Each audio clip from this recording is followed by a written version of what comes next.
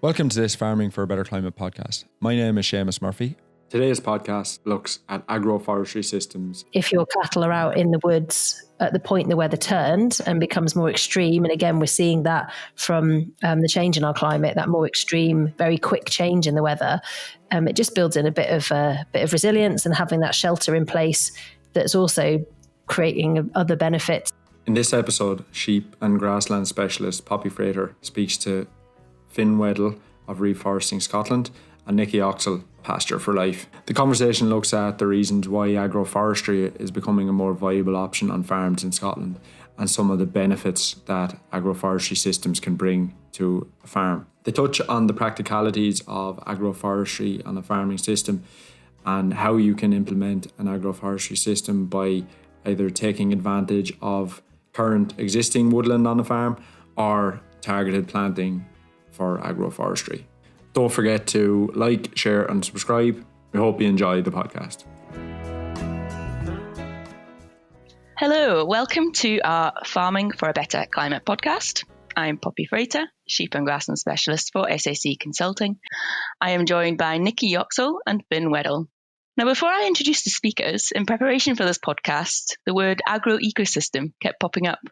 I like this term because it acknowledges the role farmers play in not only producing food, but managing the natural landscape, the benefit of other people, for future generations, and for our wildlife. You, as farmers, are custodians of the land, and that shouldn't be taken lightheartedly. Nikki is a farmer running Grampian Graziers. Their herd of rare and native cattle serve an important role in managing this farm agroecosystem, both on their site and on other farms in northeast Scotland. She also works with the Pasture-Fed Livestock Association, a certification body for pasture-raised meat and dairy, amongst various other studies and interests. She keeps busy. Finn is director of Reforesting Scotland, an organisation aimed to enhance our forest resource through building community, sharing resources and influencing policy. He's also a farm advisor and has undergone a lot of training to develop this agro-ecosystem mindset, which is hugely valuable to develop sustainable farm plans. He also has a strong focus on community and educating the next generation. So welcome both. Thanks, Poppy. Glad to be Thank here. you, Poppy. So in Scotland, we have some ambitious tree planting targets, which we are progressing well with. So last year, 85% of all tree planting in the UK was done in Scotland at over 11,000 hectares. And whilst this is beneficial in our strides to becoming carbon neutral, trees sequester carbon both in the wood and below the ground, there is still more untapped potential in combining trees with food production. Multiple enterprises can complement each other to achieve more than just each individual enterprise alone. And that is what's possible with agroforestry. So for starters, now this is a question I'm going to put to both of you. Agroforestry is not new. It's been around probably since the start of farming itself. It's practiced more on the continent and across the world. Why do you think that agroforestry holds so much potential for Scotland, and why do you think uptake is slow? Sure, yeah. Well, I think we're facing sort of twin crises of climate and biodiversity loss at the moment, and developing resilient farming systems is going to be key for us as a sector to ensure our ability to continue to producing food. So I think in Scotland, there's real potential for using agroforestry to address those twin crises. We know, as you've already mentioned, that the carbon sequestration benefits of trees can bring, and there's also additional benefits of increasing habitat for wildlife and creating more diverse areas where we're grazing cattle, for example, or sheep, by grazing them within wooded areas. So there's so much potential to combine within this agroecosystem, as you mentioned, these multifacets to try and address some of the challenges that we're going to be facing. And I think some of the uptake or the lack of uptake in some places a little bit because it's a change, it's something different. And so people can sometimes be a little bit unsure if it's a very different way of farming compared to what they've been used to for a long time. It doesn't necessarily feature within mainstream vocational agricultural education. I think particularly within sort of college level, it doesn't really feature. So if you're going to be an agricultural student, you might not know about it unless you're learning it more at degree level. And obviously not all of our future farmers progress to degree, so you might not even know about it through the education system. And I think there's also a bit of fear around how we've seen the uplands, and in some areas particularly, there's a real local fear about how the uplands are being transformed into plantations of non-native species to supply timber and for various other reasons. And I think that there's some conflict. There's a bit of tension there between how that's perceived by farmers. And so any mention of integrating trees with livestock is probably seen with a little bit of caution at the risk of this making such a dramatic change and really changing our landscapes. And people are probably a little bit nervous about that. Yeah, that makes sense. I mean, it isn't exactly a simple approach, is it? But there's definitely a lot of potential to be had for the benefit of the farm and the wider environment. Finn, would you like to comment on that? Yeah, of course. Well, in regards to your first question about what's the potential, particularly in Scotland, for the uptake in agroforestry, I think the first really obvious part of it is that Scotland has been and could be again far more covered in trees than it currently is now. Scotland is the most densely forested part of the UK. But the UK is one of the least densely forested countries in the whole of Europe, and definitely in the bottom quarter of the world. There's so much potential for increased forestation across the country for all sorts of reasons, and I don't really see any reason, any good excuse for there not to be a tree on every acre. And I think uptake has been slow in integrating trees with farming and with livestock in particular, because of a design issue, essentially. We have designed our landscapes for particular uses as our society has continued to adapt and change to whatever issues are facing us at the time. And once upon a time, wool production was one of the biggest issues in this country. And among many other causes of deforestation, extensive sheep grazing became hugely popular in our uplands. That's just kind of one reason why land has been favoured to have no trees on it for a long time, just to focus entirely on one means of production. And I think we're starting to realise that we don't need to have such a single-minded approach anymore. The biodiversity crisis, which Nikki pointed towards, and the climate crisis, and also the huge issue of water management and pollution in our rural areas, all call for an integrated approach to land management. And having trees on the land is one really, really straightforward way. Having the right trees in the right place is one really straightforward way to start to solve some of these issues that are coming up now. Yeah, it just seems with the comments that you both said, with us being quite slow to make that transition, and then also with it being quite embedded in our sort of education as well, we do have a big challenge to correct these issues quite quickly if we want to make meaningful progress on the issues you both picked up on.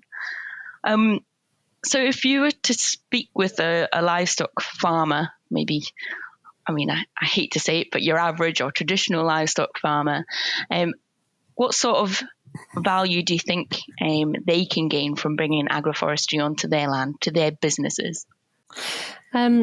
Yeah, it's a good question, and it's a conversation I have with quite a few people actually. And I mean, one of the biggest things that we found, and probably something that I would share with other farmers, is the ability to keep your stock out for longer. And seeing local farmers kind of testing that this year, and using some kind of scrubland or wooded pasture that they have, and just being able to extend their grazing season. And obviously, the longer that you can keep your animals out, you're able to reduce the amount of resource that you need rather than bringing them inside. So I think that's a really key thing, is if you can just put some of your stock in some woods for a little bit of time during the autumn, you suddenly find that you don't necessarily need to bring them in so early, and extend that time when they're out and they're not necessarily having to use up resource coming in. So I think, for people who maybe are a bit unsure, and it might seem like a big jump to take, that for me and for some of the farmers I've spoken to, is like an easy first step. Yeah, because you must have saved well, if you can just think of the straw, the feed, and the labour, even the savings of bringing stock indoors, if you can have them out that bit longer, that does sound like a good easy sell, I would say.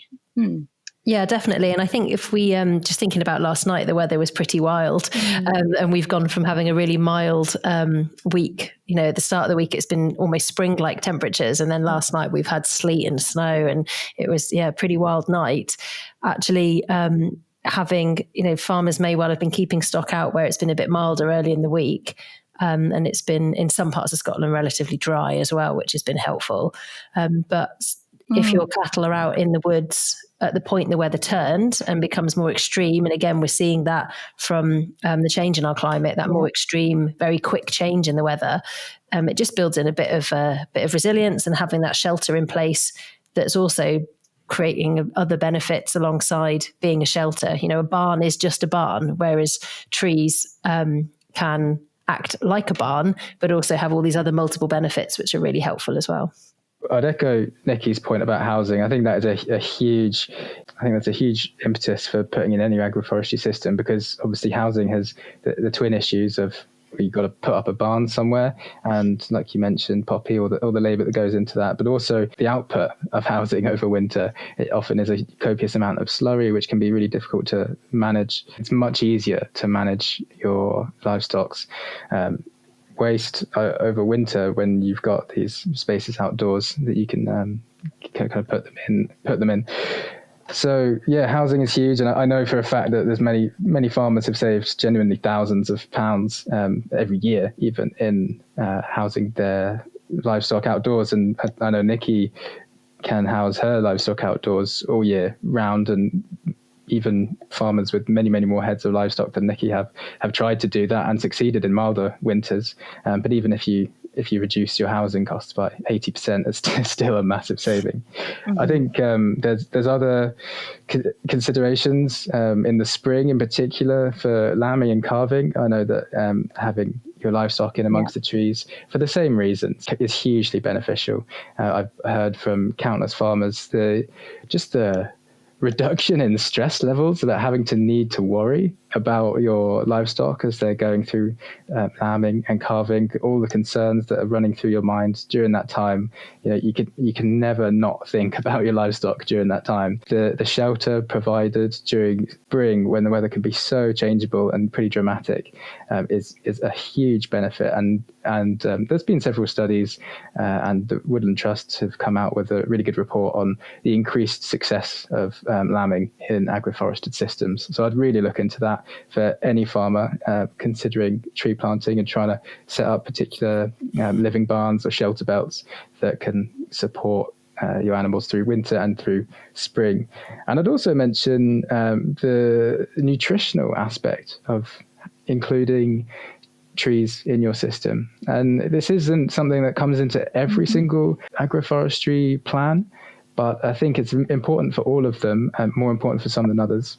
But the nutrition gained for animals from trees is just simply different from what you get from ground flora. And there's a huge diversity of nutrients that can be brought in from leaf fodder and twigs and even bark, if you can spare some of your trees in a kind of a woodland regeneration sort of setting. So obviously, livestock are known to demolish young trees, but those young trees can be really healthy for those animals. So the nutritional benefits are huge, and they do reduce disease and lameness in animals. So that's definitely something to consider. And in Scotland, where overall, compared to a global context, the diversity of our flora is not huge, and the nutritional diversity in what we can provide isn't great, and sometimes we have to supplement a lot, and the trees just add a huge extra component. And I know Nikki,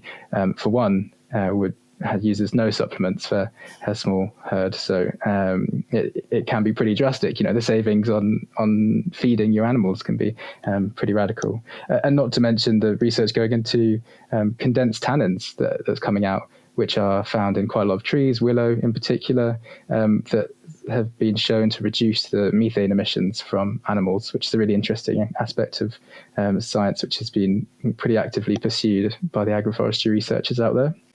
Yeah, just coming back to nutrition, could you discuss sort of how you manage the livestock to make sure they get their adequate nutrients throughout the year? Yeah, absolutely. I mean, we implement a kind of mob grazing approach within agroforestry. So, and that's one way that we manage the level of impact on the trees as well. So I think just to come back to what Finn was saying about the risk of tree demolition by stock, actually, we kind of use electric fence to manage where they're accessing. So that's the first thing to say. Yeah. But yeah, we definitely have seen our cattle accessing. They have access to various, mostly native broadleaf, but we do have some areas of spruce that they also access as well. And we try and ensure that they are, well, as much as possible, that they have access to trees. And it might be through hedges, hedgerows, or kind of grazing through wooded, pastured areas. And we are seeing them select different trees at different times of the year, which is quite interesting. So, for example, in the spring, they're particularly going for rowan, and then we kind of see them move towards willow during the summer. And then as we come into the autumn, they're more interested in oak. And then around that, they'll also be eating, hawthorn and snacking on blackthorn and various other trees as well. But yeah, it's very interesting to kind of see how their dietary pattern shifts during the year. But Finn's absolutely right. We don't use any additional supplements at all. We are using, as you've already mentioned, rare breed cattle. So we have Shetlands and also we have native breeds, so Galloways as well, both of which have kind of evolved to perfectly match the permanent pastures that you'll find and the very kind of marginal hill ground that we have and that we graze. So there is an aspect of that which needs to be considered, that I totally believe that all cattle and all sheep will happily integrate into agroforestry system. But if you're going to be making changes to diet, for us, I would be aware that for us using native breeds really does allow us to do that, just because of the way that they've evolved with the plants over hundreds and thousands of years. So we regularly undertake sort of fecal egg counts just to check for parasite burden, and they pretty much come back as zero. And so we know in terms of health and the risks associated with parasite burden that those are reduced. In terms of accessing all the nutrients that they need, obviously where we're moving our cattle through having them in a mob grazing system, we're seeing them almost every day. We can just check and observe how they are, seeing their behavior, seeing their body condition. We always check what their dung is looking like and whether that's indicating a need to shift onto different grazing. So we're very aware of what the cattle are having and what they might need. We're planning to undertake sort of more systematic blood testing over the next year or two, just to sort of further explore that aspect. But I think from what's interesting is it's not necessarily just about the trees. And obviously they have such deep roots, they can access different nutrients than what you'd find in the sward. But it's where you generally are grazing in more wooded areas, you'll tend to have more diverse sward as well. So I think there's kind of multiple benefits. It's the trees absolutely have differing levels of micro and macronutrients compared to what you might find elsewhere. But then that ground flora does change in the presence of trees as well. So yeah, the nutritional benefits are widely researched. There's some great resources online where you can kind of look up the tree that you're interested in, and you can find out about what the micro and macronutrient contents are at different times of the year, and whether that's the leaves or the twigs, and whether that's dried or fresh. So it's really, really interesting to start looking at that, and then potentially using something like tree hay. So that would be cutting branches during the summer and drying those, and thinking about using that as a supplement boost in the winter when the trees have lost their leaves, for example. So there's ways that you can, even if you can't give them access to trees all the time, you can still integrate the same principles, but in a slightly different way. This is music to my ears when you think about the amount of money some of us might spend on bringing in mineral blocks and adding minerals to the diets. If we can just if we can keep them in their natural habitat, but also they get access to this nutrition throughout the year, that sounds like the ideal. Of course, the other benefit or potential benefit to agroforestry is bringing in another enterprise onto your farm. Nikki, have you got plans with your forestry in terms of bringing in additional revenue using the timber or anything like that?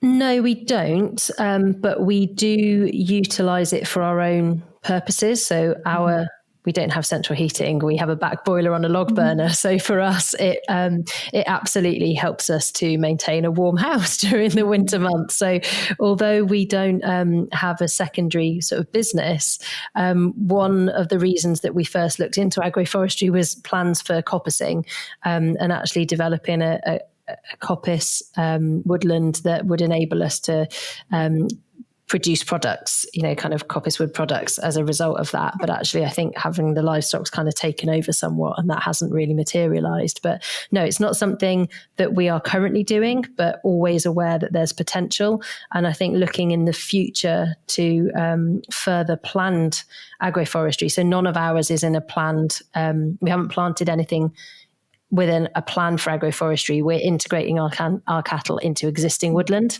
Yeah. But in the future, if we were planning an agroforestry system, we would definitely consider integrating more nuts and fruit trees into the plan that would enable us to potentially draw on a second sort of enterprise from that.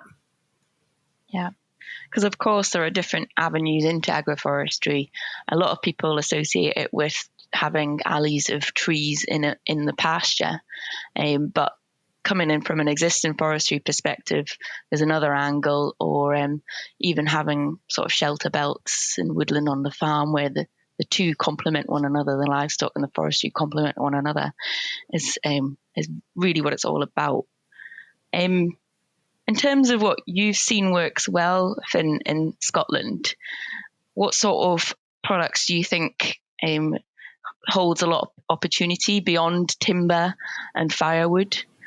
First of all, I'll just mention that Reforesting Scotland, you mentioned I'm the director. I'm one of the directors. That organisation, before my arrival, has done loads of research into the beautifully abbreviated NTFPs, non-timber forest products. Mm-hmm. And one of my particular interests is for sure how a focus on making non-timber forest products kind of a viable, business avenue is one of the things that brings me towards agroforestry. Because, it's difficult to plan and plant kind of effectively timber producing trees in an agroforestry scheme. It's not impossible. It has been done, and there's many silviculturists who will tell you can get really beautiful timber out of even alleys. But the focus on non-timber forest products is important. Top fruit is one that we should be exploring a lot, and berries. So I see rowan planted a lot in agroforestry in Scotland, and I see just mountains of rowan berries in these fields and hills that largely drop to the ground. As popular as they are with the birds, they never eat them all. And I think that rowan, just as one example, cherries cultivated and wild. These kind of top fruits have really interesting potential for niche food products. We can also look at less niche food products, just like apples and plums, planting in traditional top fruits. There are some issues getting those things to market. Scotland doesn't have really anything by way of a sufficient supply chain for apples at the moment. But if you're planting apples now, then there's a few years until you produce them, and myself and some colleagues are working on developing something of a supply chain for these products in Scotland, because it's vital. Scotland has a really, really proud orcharding heritage that has been simply just lost since the Second World War, and it's time we revived it. So top fruit is one, and wild crafted foods is another. Like I mentioned, rowan and many, many hedgerow foods can be taken from them. So I see, my focus, I have a background as a forager. My focus is on wild foods a lot of the time. anyone with a bit of imagination can come along and see the potential in a hedgerow for many, many uses, and lots of different non-timber forest products. There is research, if you are looking at firewood and kind of small amounts of timber and coppicing, there's a decent amount of research, I think, from the Organic Research Centre suggesting that by far the most economical way to utilise any non-timber forest products is on-site. So some people, like Nikki, will provide all their own fuel through coppicing and hedgerows and agroforestry type plantings, and that is the best way. So if you can see it as a kind of future planning, as a cost-saving measure, so that you are entirely dependent for fuel on resources you're providing for yourself, then that's brilliant. There's not a huge amount of marketability in small time wood fuel and timber, but if you can find good uses for it, either on site or in your local community for these niche food products, I think there's a lot of potential. I'd also suggest listeners look towards an experiment taking place on the Dartington estate in Devon, Englandshire, where some interesting kind of community initiatives are coming out with different organisations, different groups of people managing different alleys in an alley cropping system. So each alley is managed for a particular purpose, whether that be elderberries or meadowsweet production or different uses. So that's a really interesting way of integrating lots of different stakeholders into one acreage.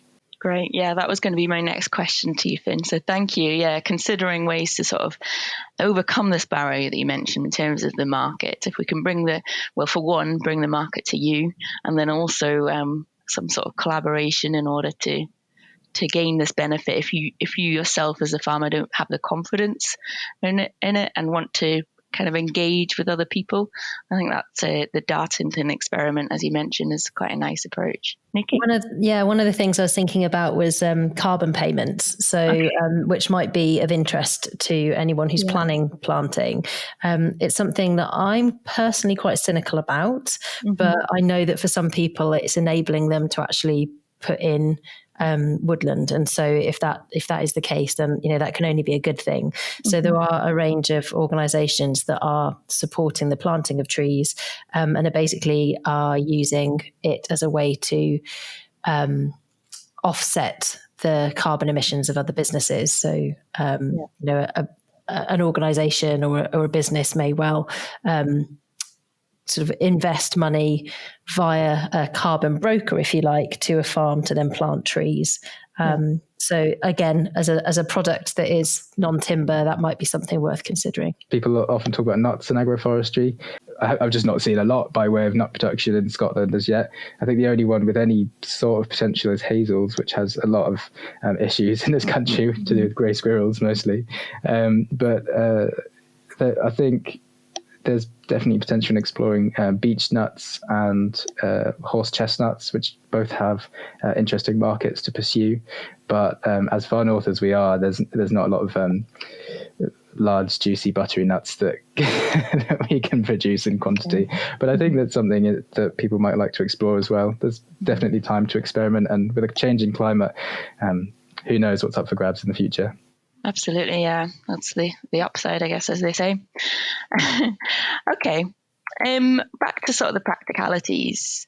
So, Nikki, you've mentioned how you control the grazing using electric fencing to prevent damage to the trees. Not everyone will go down that route. So what other sort of things do farmers need to bear in mind in terms of managing their stock in agroforestry? Yeah, absolutely. You'd need to have the infrastructure and the kind of experience of using electric fence in that way. But I think the main thing, I guess, would be water. It might be tricky because normally most farms who are set up for grazing, for example, in fields, will have their water systems based around those fields and access. So I think maybe thinking about how you can maybe tap off existing water supplies with something maybe more temporary so that you can get water into a woodland would be something to consider. Again, it's something that we do, but because we're moving them regularly, we don't really have any other option. But just thinking about how you can yeah, like I said earlier, I suppose putting cattle or your sheep into some woods at particular times of the year, and then building in quite a long rest from that. So there will be some damage, if you like, done to the trees. Your livestock will eat the trees, they will eat the leaves.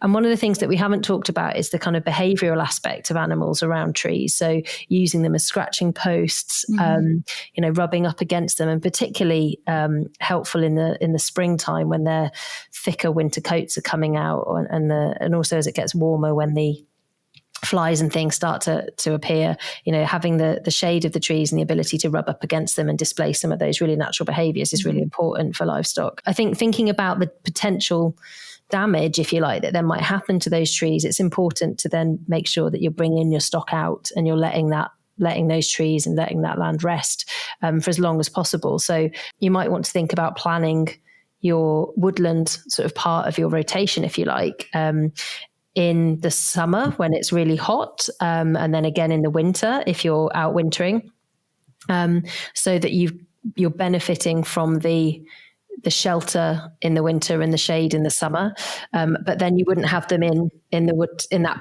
section of woodland in the spring and autumn, so that you've got time for it to recover, both the trees and the ground.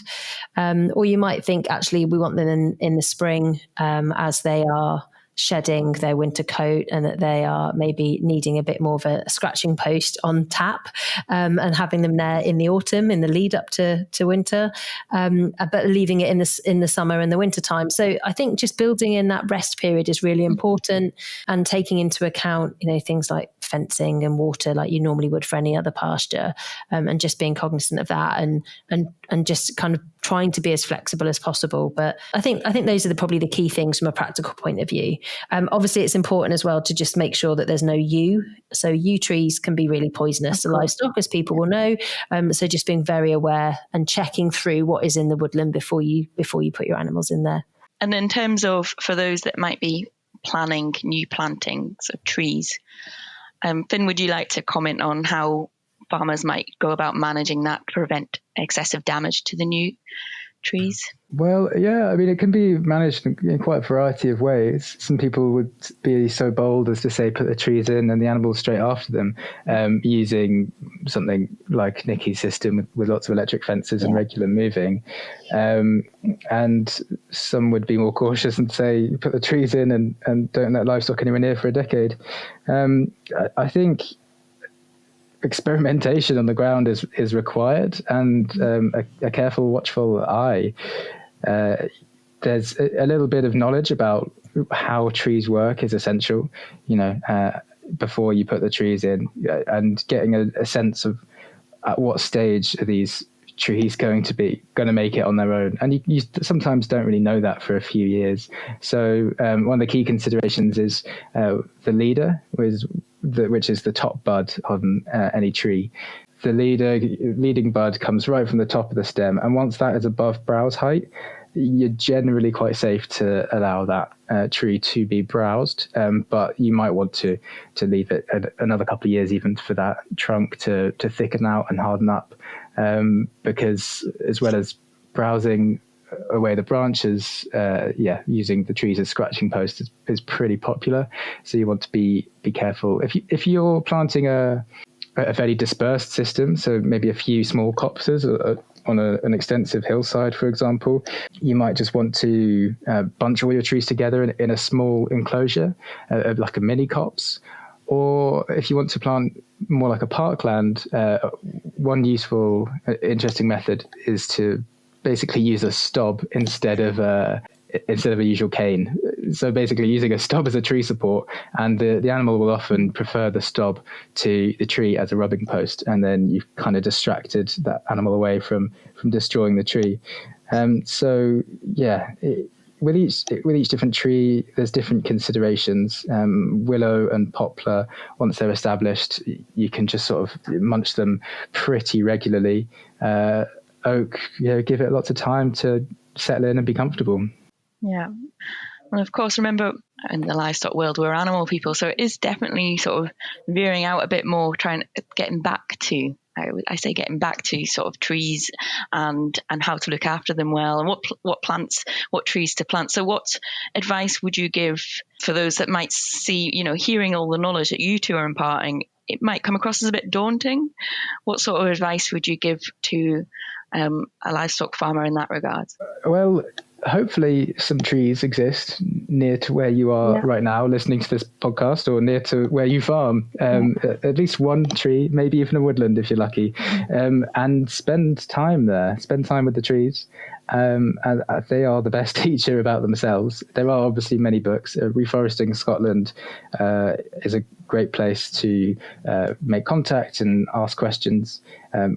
We have a huge breadth of knowledge and experience in all sorts of woodland and forest management, and there's lots of resources on our website if you want to learn anything about trees. And there's also a few books. There's the Handbook to Scotland's Trees, which is a little pocket book, a very, very thorough, easy to read pocket book about Scotland's trees.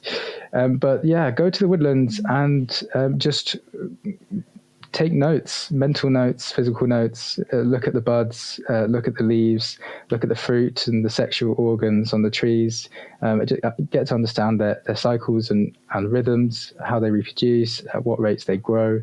And that in itself, as a regular practice, will, bring you into closer attunement with what your local ecology can support.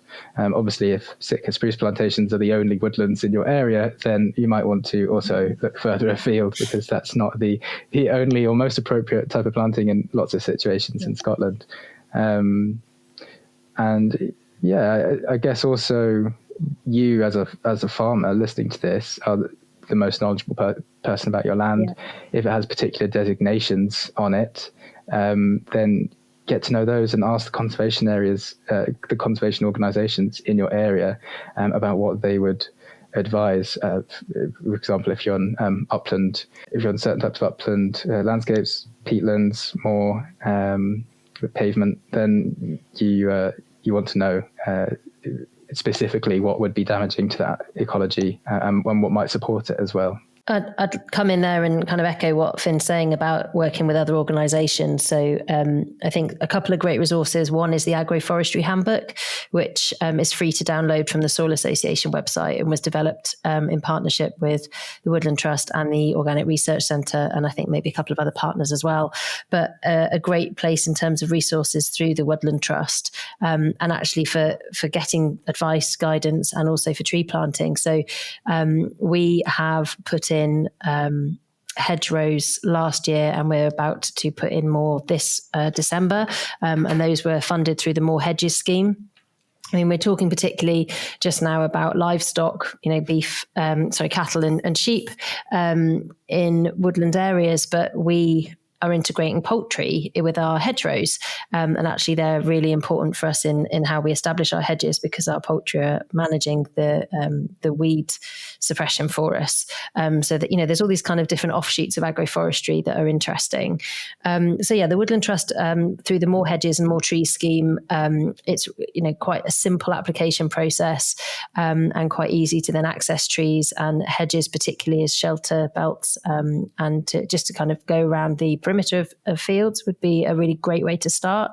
And then there are opportunities to work with local organisations. So the Woodland Trust also run a scheme where charities and community groups can request trees, and then working in partnership with landowners are able to plant those somewhere with the help of the community. A little bit more tricky during, kind of social distancing requirements, depending where you are, but actually, getting people involved and bringing the public on farm to then get involved in that planting is really positive. And that's something we're doing this weekend. We've got over 400 trees that have come from the Woodland Trust through a local community organisation, and they're contributing to the tree presence on our farm, which is fantastic, but also are going to be used for education purposes as well.